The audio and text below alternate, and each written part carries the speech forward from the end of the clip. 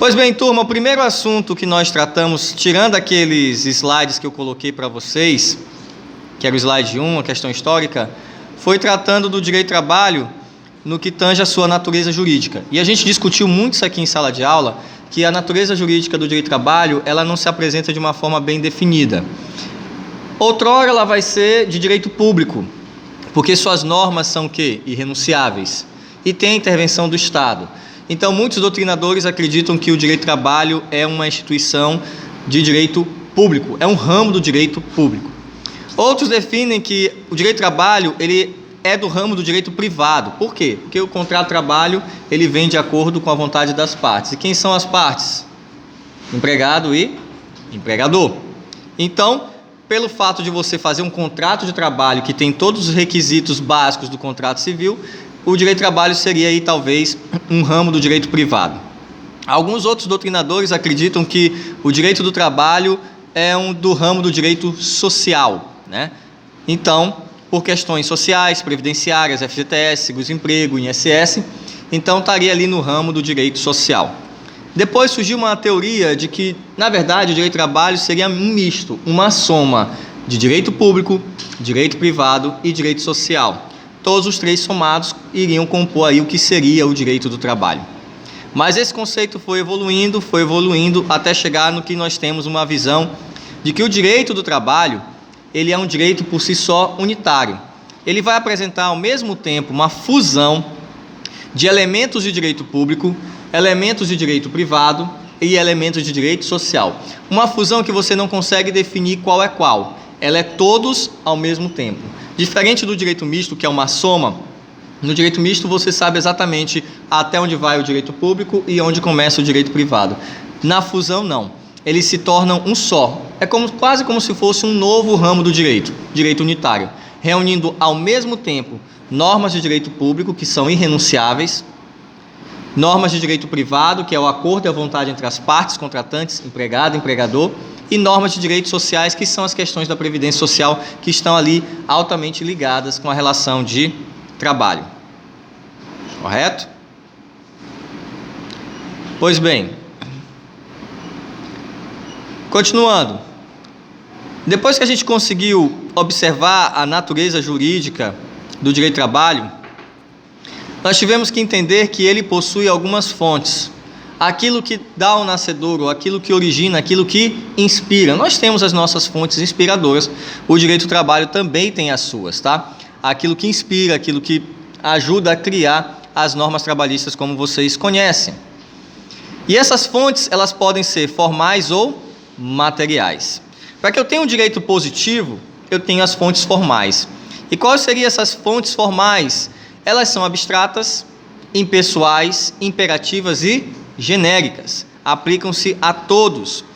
Então, senhores, a doutrina cita algumas fontes do direito do trabalho, como, por exemplo, com fonte formal, nós temos por exemplo, nós temos a legislação, as convenções coletivas, as normas, as sentenças normativas, o regimento interno da empresa.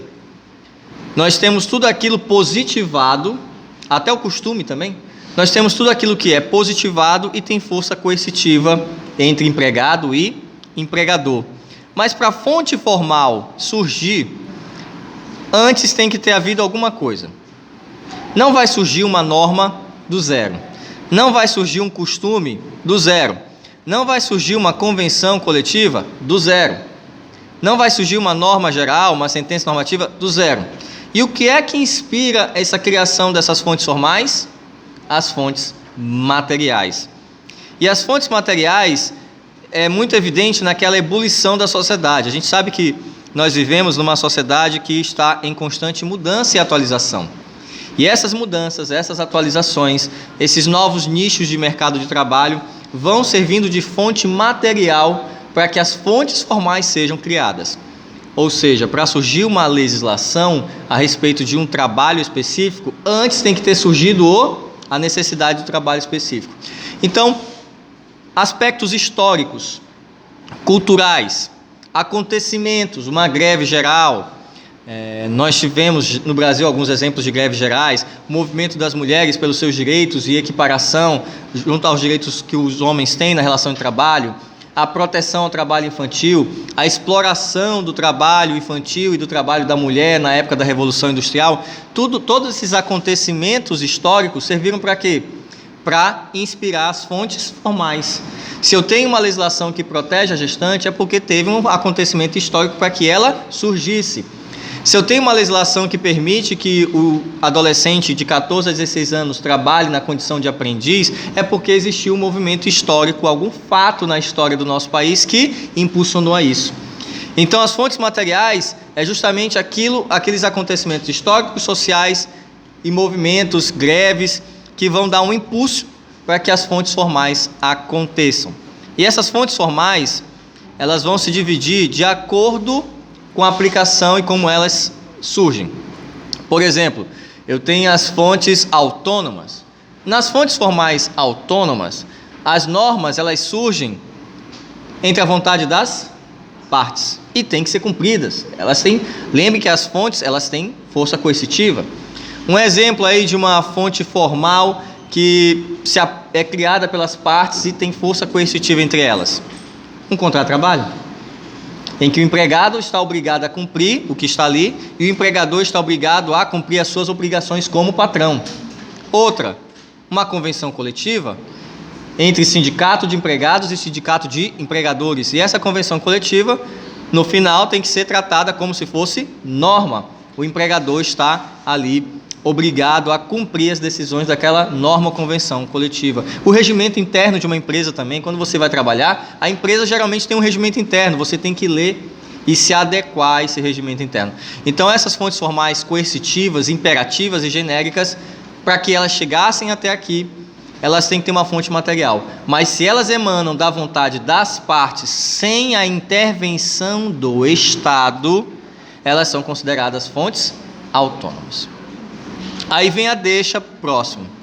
Se fontes autônomas são aquelas emanadas através da vontade das partes, o que seriam as fontes heterônomas? É aquelas que têm intervenção do Estado, como, por exemplo, a Constituição Federal, as leis federais, decretos do Poder Executivo, sentenças normativas, súmulas vinculantes, ou seja, vem do próprio Estado. Quando tem a intervenção do Estado, essa fonte deixa de ser autônoma e passa a ser heterônoma. E essas fontes, elas se apresentam numa classificação bem interessante. Classificação essa que não vai ser a regra geral, não é isso? Ela não é a regra geral. Por quê? Porque eu tenho um princípio que lá na frente eu vou explicar, que vai bagunçar a ordem dessas fontes. Então, nós temos, em primeiro lugar, a Constituição Federal, em segundo, as leis federais, inclusive, apesar de ser um decreto do Poder Executivo, a CLT, ela é o quê? Uma fonte de uma lei federal. Porque na época que Getúlio Vargas promulgou o decreto da CLT, o Congresso estava fechado e foi dado por uma Constituição outorgada por Getúlio poderes para que o Executivo pudesse legislar. Por isso, então, foi criado aí a CLT, que apesar de ser um decreto, é considerado uma lei federal. Aí embaixo das leis federais temos os decretos do Executivo, em quarto lugar as sentenças normativas, em quinto as convenções coletivas ou acordo coletivo, em sexto, laudo ou sentença arbitral coletiva, em sétimo, o regulamento da empresa, oitavo, as súmulas vinculantes e, por último, o costume. Tá? Lembrando que a nossa legislação trabalhista tem aplicação no território nacional e no tempo com efeitos ex nunc. Raramente a legislação trabalhista vai ter efeitos retroativos. Continuando.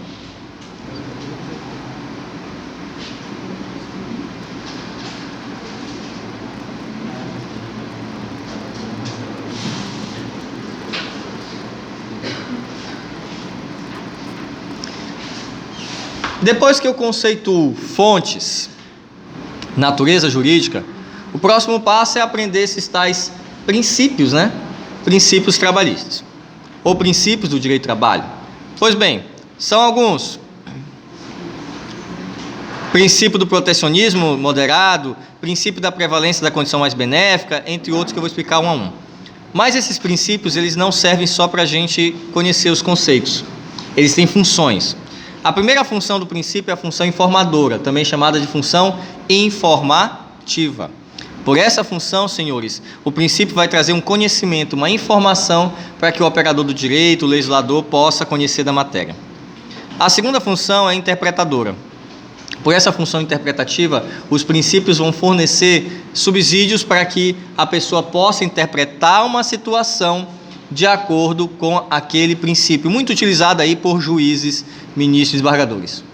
Professor, a aplicação do direito do trabalho território, classe,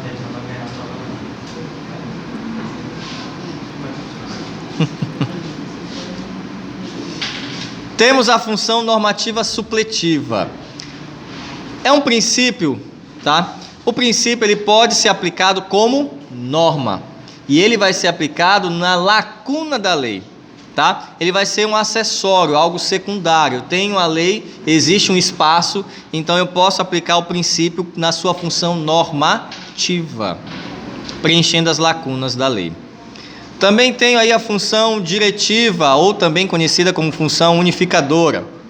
Essa função aqui, senhores, é o que mantém os doutrinadores, legisladores, juízes caminhando na mesma direção.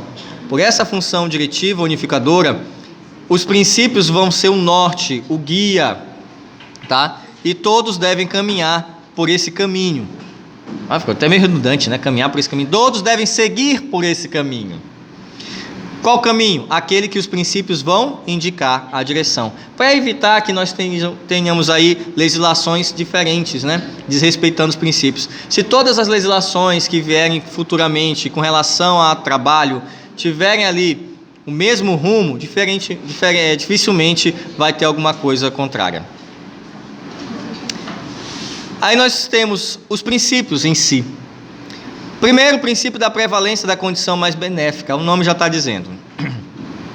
Ao empregado tem que prevalecer a circunstância que for mais vantajosa. Eu não posso tirar o empregado de uma condição mais vantajosa e simplesmente colocá-lo para trabalhar em uma condição que seja menos favorável para ele. Se eu tenho que condicionar ao meu empregado a condição mais benéfica, eu também tenho que dar para ele a aplicação da norma mais favorável. Sempre que existir conflito entre as normas, eu tenho que aplicar aquela que for mais favorável ao empregado, independente da hierarquia das normas. Então, se eu tenho lá na CLT que explica que o salário mínimo, a hora extra não pode ser inferior a 50%. Mas se tiver uma convenção coletiva que determina que aquela categoria deverá receber hora extra de 80%, qual que eu vou aplicar? A convenção. Se eu tenho uma convenção que diz que a hora extra do funcionário tem que ser acrescida de 60%, mas o contrato de trabalho, o regimento interno da empresa, dizem que é 75%, eu vou aplicar o regimento ao contrato de trabalho. Eu sempre aplico aquilo que for mais favorável ao empregado. Eu aplico a norma mais favorável, independente da sua hierarquia. Princípio do indúbio pro mísero ou indúbio pro operário. Muito parecido com aquele indúbio pro réu no direito penal. Aqui na dúvida, senhores, quando não houver certeza da aplicação da norma, do contrato de trabalho e etc., eu tenho ali que, na dúvida, ser favorável ao operário, ao trabalhador, porque ele é o polo hipossuficiente da relação. Então, sempre que da norma, do contrato de trabalho, emergir alguma dúvida na sua aplicação, eu tenho que interpretar favorável ao empregado. Outro princípio, princípio da primazia da realidade. Significa dizer que os fatos é que serão considerados, os fatos reais serão considerados sobre as formas, tá? Eu posso ter um contrato simulado. Eu contrato vocês e assino na carteira de vocês que serão auxiliares administrativos, mas na verdade vocês exercem um cargo de gerência. Quando vocês entrarem na justiça para me processar, vocês vão querer o quê? Equiparação salarial por desvio de função. Na carteira estava uma função, você recebia por uma função, mas na verdade você exercia outra. O que prevalece? O que está assinado na carteira ou o que realmente você fazia? Os fatos reais prevalecem sobre as formas, para evitar aqueles contratos simulados. O salário tem que ser intangível, intocável e irredutível. Por esse princípio, há uma proteção salarial. Só pode ter os descontos previdenciais legais, como INSS, imposto de renda, pessoa física, alguns empréstimos bancários consignados, autorizados por lei, e a pensão alimentícia. Princípio da continuidade da relação de emprego. Olha, isso aqui é interessante. O contrato a termo que nós estudamos, ele é uma exceção. A regra geral é que o contrato de trabalho seja contínuo, perene, não se extinga por um prazo, seja até a sua aposentadoria ou morte. Esse é o ideal, tá? Mas nós temos exceções como o contrato a termo. Então, por esse princípio, se preza que a relação de emprego seja algo contínuo, duradouro. Também não posso, senhores, alterar o meu contrato de trabalho para pior. Princípio da inalterabilidade contratual impégios. Mesmo que as duas partes queiram, eu não posso ter uma alteração contratual para pior. Mesmo que seja bilateral. A própria CLT proíbe esse tipo de atitude lá no artigo 468 da CLT. Princípio da irrenunciabilidade e da intransacionabilidade. Eu não posso negociar e também não posso renunciar a meus direitos trabalhistas. Todo empregado tem direito a tirar férias depois que completa o período aquisitivo. Eu tenho que tirar férias. Mesmo que eu pegue o dinheiro e torre, queime, jogue fora, sei lá o que eu vou fazer, eu tenho todo o direito de tirar férias. Eu não posso vender minhas férias totalmente. Isso é um direito irrenunciável. Eu tenho direito a receber 13º. Eu não posso simplesmente renunciar a esse direito. Entendido? Alguns direitos trabalhistas são irrenunciáveis. O que eu vou fazer com o dinheiro é um problema meu, mas eu não posso me negar de receber. Por que isso? Simples, para evitar uma depreciação da mão de obra. Já que nós vivemos num país em que o desemprego é maior do que a oferta, e muito maior do que a oferta, se eu possibilitar ao empregado a brecha para que ele possa alienar os seus direitos, renunciar aos seus direitos para poder ser contratado, eu posso ter uma desvalorização a médio prazo da mão de obra brasileira. Aí daqui a pouco todo mundo vai estar fazendo a mesma coisa só para conseguir um emprego. Então por isso que eles são irrenunciáveis. Princípio da boa-fé. Por esse princípio aqui, a gente acredita que tanto o empregado e o empregador vão agir de boa-fé no contrato de trabalho, né? É o que a gente acredita e que a gente espera. Princípio da aliabilidade ou ajenidade. Por esse princípio, senhores, eu presto minha força de trabalho para outra pessoa. Meu trabalho é alheio, eu não trabalho para mim mesmo. Meu trabalho é para outras pessoas. Eu não trabalho para mim, eu trabalho para Estácio. Assim funciona. Eu dou aula para vocês, mas trabalho para Estácio. Então, senhores, meu trabalho é totalmente alheio. Princípio da aliabilidade ou ajenidade. Princípio da unidade, da estabilidade ou da segurança. Por esse princípio, nós sempre vamos aplicar uma só norma, uma só convenção coletiva, um só regimento, um só contrato de trabalho. Ou vocês, quando começam um trabalho novo, vocês assinam um contrato de trabalho ou assinam a sua carteira. Vocês não ficam assinando um contrato novo a cada ano, é um só até terminar. É por conta desse princípio. O contrato preferencialmente tem que ser único até o seu fim. Ah, professor, mas ele foi alterado. Isso são alterações, mas o contrato continua sendo o mesmo.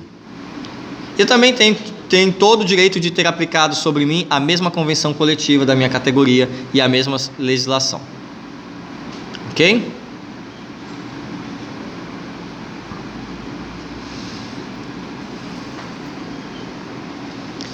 Depois dos princípios, está na hora de conceituar a relação de emprego. Mas para que exista a relação de emprego, eu tenho que preencher 5 requisitos.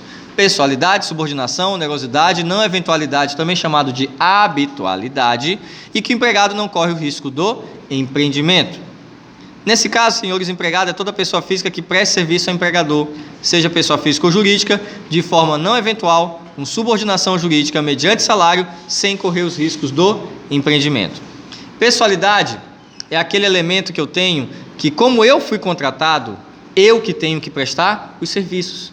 Se foi a faculdade que me contratou como professor, sou eu que tenho que dar aula para vocês. Eu não posso mandar meu primo, meu irmão, meu sobrinho no meu lugar, meu vizinho, não. Tem que ser o funcionário que foi contratado. Ele que tem que ir lá exercer as atividades nas quais ele foi contratado. Eu não posso mandar outra pessoa me substituir, me fazer substituir. Esse é o correto, não posso.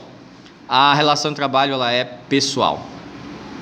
Além de pessoal, a relação de trabalho também é subordinada. Tem que haver subordinação jurídica. Eu estou subordinado aos meus chefes. Dentro do meu contrato de trabalho, o que eles mandam eu tenho que obedecer. Manda quem pode, obedece quem tem pelo menos um pingo de juízo. Então, senhores, essa subordinação vem aí do poder hierárquico ou poder organizacional dos nossos patrões. Eles que comandam, eles que empregam, eles que pagam. E eu só o quê? Obedeço. Cumpro. Se estiver dentro do meu contrato de trabalho, das minhas funções, eu tenho que cumprir. Se eu não cumprir, posso aí sofrer as consequências de uma justa causa.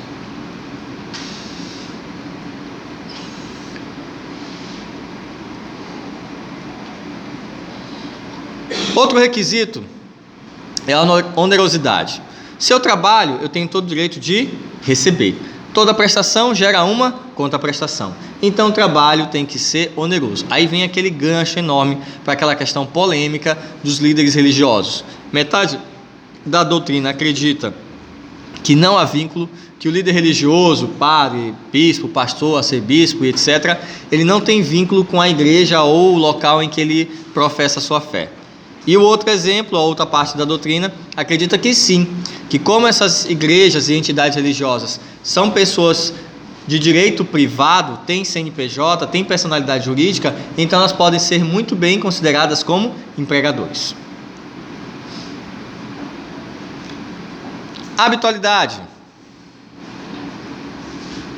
Por esse requisito da habitualidade, o empregado é aquele que exerce a atividade habitual da empresa.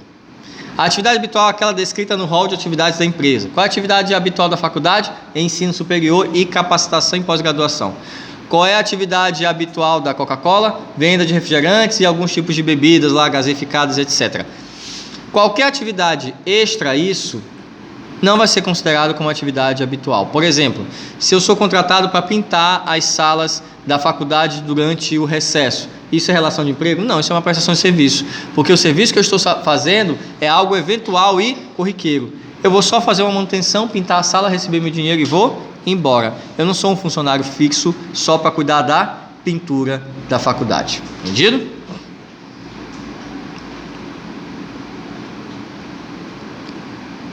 Risco do negócio do empregador. Bom, eu não tenho como ser empregado e ser patrão ao mesmo tempo. Então, se eu começo a correr os riscos do empreendimento, eu não sou empregado, eu sou o quê? Sócio. O sócio é aquele que custeia, recebe os lucros, mas também divide as despesas. O empregado não divide as despesas de uma empresa, ele só recebe seu salário. Mas o sócio sim, divide as divide as despesas e também divide os lucros. Então, se o empregado corre os riscos do negócio, ele não é empregado, ele é sócio ou até proprietário, vai depender. Agencialidade ou alienabilidade. Eu trabalho para outra pessoa. É outra pessoa que vai adquirir a minha energia de trabalho. Eu trabalho por conta alheia, tá? Não trabalho para mim mesmo. Mesmo que eu seja um autônomo e queira trabalhar, eu vou trabalhar para mim mesmo, agora sou chefe de mim. Já viram essa expressão, chefe de mim? Só que detalhe, para quem você vai vender seus serviços e seus produtos? Para você mesmo? Parece muito uma época, não sei se eu usei esse exemplo, tinha um quadro no Chaves, acho que todo mundo aqui já assistiu Chaves, né?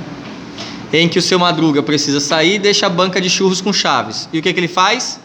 Ele compra, ele come, ele vende, ele compra, ele come. Com uma moeda, ele come o carrinho de churros inteiro. Então é um exemplo aí de que não é possível trabalhar para você mesmo, você produzir bem serviço para você mesmo consumir. A não ser que você seja aqueles índios morando ali lá no Amazonas, né? Por ali no Acre, ali na cidade operária, por aí, né? Não tem ninguém de lá não, Cotrac, Coab, não, né? Também. Que aí você vive da própria produção. Mas a habilidade é um requisito. Princípio que vem fortalecer o requisito do não corre o risco do empreendimento, porque trabalha para outra pessoa. A exclusividade não é um requisito. Exclusividade é exceção. Tem que estar descrito no contrato de trabalho. Se não estiver, não há exclusividade. Aí times de futebol, né, contrata com exclusividade, emissoras de televisão, rádio, contrata profissionais com exclusividade. Se não tiver exclusividade no seu contrato de trabalho, você pode trabalhar para outro empregador do setor privado, desde que haja o quê? Compatibilidade de horários. Se houver, ótimo. Não, se o contrato não tem exclusividade, não tem problema nenhum. Oi? Pode, desde que você não fique passando informações para a sua concorrente. Por exemplo, o professor universitário, ele trabalha para a concorrência. Eu trabalho em outra faculdade, eu trabalho para a concorrência. No curso de Direito ainda. Só que eu não posso, por exemplo, levar segredos da Estácio para lá e de lá para cá. Só que você não vê que o cara da Coca-Cola trabalha na Coca-Cola e na Pepsi, porque não tem como ele conciliar o horário. As duas empresas distribuem produtos no mesmo tempo, no mesmo horário. Mas na faculdade isso é plenamente comum. E são concorrentes, não são? O professor trabalha para concorrente direto aí. E é uma faculdade tentando engolir a outra. Bom, depois que eu defino a relação de emprego, eu vou tratar dos nossos empregados especiais. E o primeiro empregado especial que eu trouxe para vocês foi o empregado doméstico. E aí a gente começa derrubando aquela mística, né? Empregado doméstico não é só aquele que exerce funções de cozinha, de limpeza, arrumadeira. Não. Empregado doméstico é todo aquele que trabalha. Lá e você vai lá na lei complementar 150 de 2015, no artigo 1º, tem um conceito do doméstico. É a pessoa física que trabalha de forma pessoal, subordinada, continuada e mediante salário para outra pessoa física ou família. Aí ele traz na legislação uma palavra chamada família, uma pessoa que é quase uma personificação de um ser novo aí, chamado família. O empregado doméstico não pode explorar atividade lucrativa no âmbito residencial. Percebam que os requisitos da relação de emprego, eles mudam. Sai a habitualidade, entra continuidade. Por quê? Porque a partir de 2 dias é considerado empregado. Até 2 dias é considerado vulgarmente, como chamamos, diarista.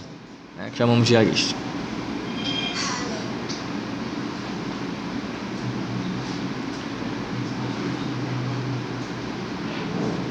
Quando estudamos empregados domésticos, a gente entendeu que a pessoa física ou família é que é o real empregador do empregado doméstico.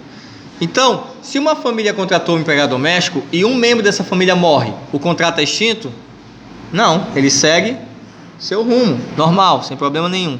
Ele não é extinto, ele segue seu rumo. Porque o empregado doméstico ele não trabalha só para uma pessoa de uma família, ele trabalha para toda a família. A não ser que tenha tido uma tragédia e toda a família morreu, aí sim o contrato é extinto. Mas se ficou algum membro da família maior e capaz, ele assume as responsabilidades trabalhistas sem problema nenhum.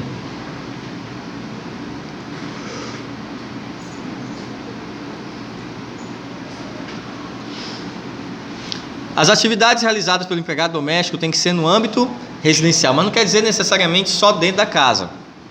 Âmbito residencial é aquela atividade prestada para uma família, uma pessoa física, em atividades ali consideradas dentro dos limites, não só dentro dos limites da sua residência, mas também fora. O motorista particular, o piloto particular e etc. Eles trabalham fora.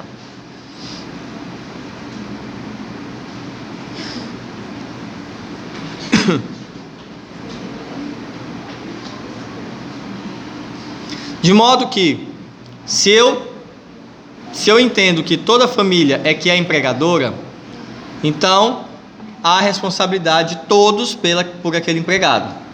Se ele quiser entrar na justiça, ele pode acionar todos ou um deles para responder judicialmente, tá? Eles respondem juntinhos. Tanto que se você muda de endereço, mas continua usando a doméstica da casa dos seus pais, por mais de 3 dias, saiba que você está sendo inserido numa responsabilidade que nós chamamos de consórcio de empregadores domésticos. E aí você responde junto com seus pais por qualquer dolo ou situação que tenha tido com a doméstica que está trabalhando na sua casa também. Âmbito residencial, senhores, já falei, mas não custa nada repetir, a atividade doméstica é prestada para o âmbito residencial, não é no âmbito residencial, é para o âmbito residencial. Ok? Depois do doméstico vem o trabalhador rural. E aqui a dica é, Se eu exerço atividades no campo, eu sou rural. Se eu exerço atividades no centro urbano, eu sou trabalhador urbano. Se meu empregador ele explora única e exclusivamente a atividade agropecuária, atividade rural, eu sou empregador rural. Mas se ele explora de forma mista, ele tem um escritório que cuida das vendas e dos tratos com os clientes. Isso é uma atividade urbana. Ele tem um campo, a fazenda, onde ele extrai e pega a matéria-prima. Isso é atividade rural. Cuidado que o empresário pode exercer tanto atividade urbana como atividade rural.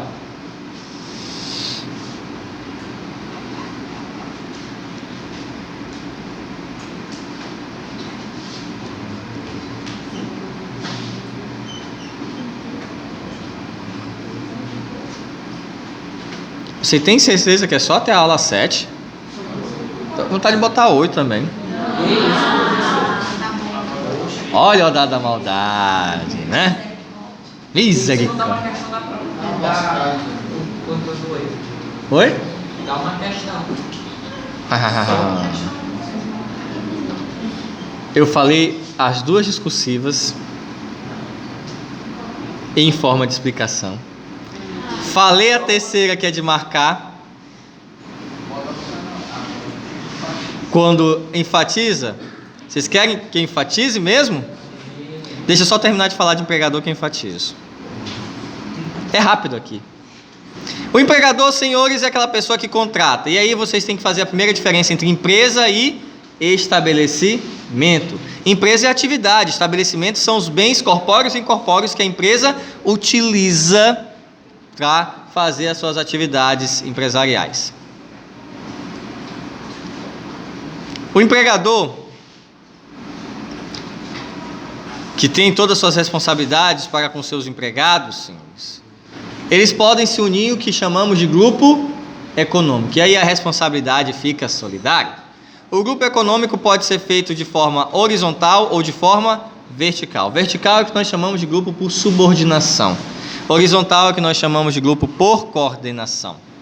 No grupo por coordenação, as empresas que se juntam têm o objetivo de explorar uma atividade em comum e se juntam ali para poder quase que monopolizar o comércio local. Aí nós citamos vários exemplos de grupos econômicos aqui.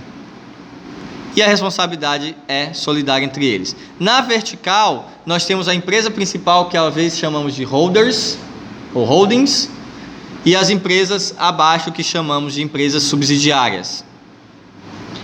Na franquia, não há formação de grupo econômico trabalhista.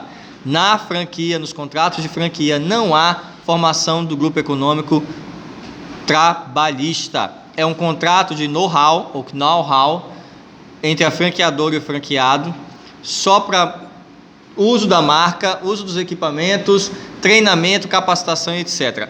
Não tem nada a ver na esfera trabalhista. Além de grupo econômico, senhores, eu posso ter a sucessão de titulares da empresa.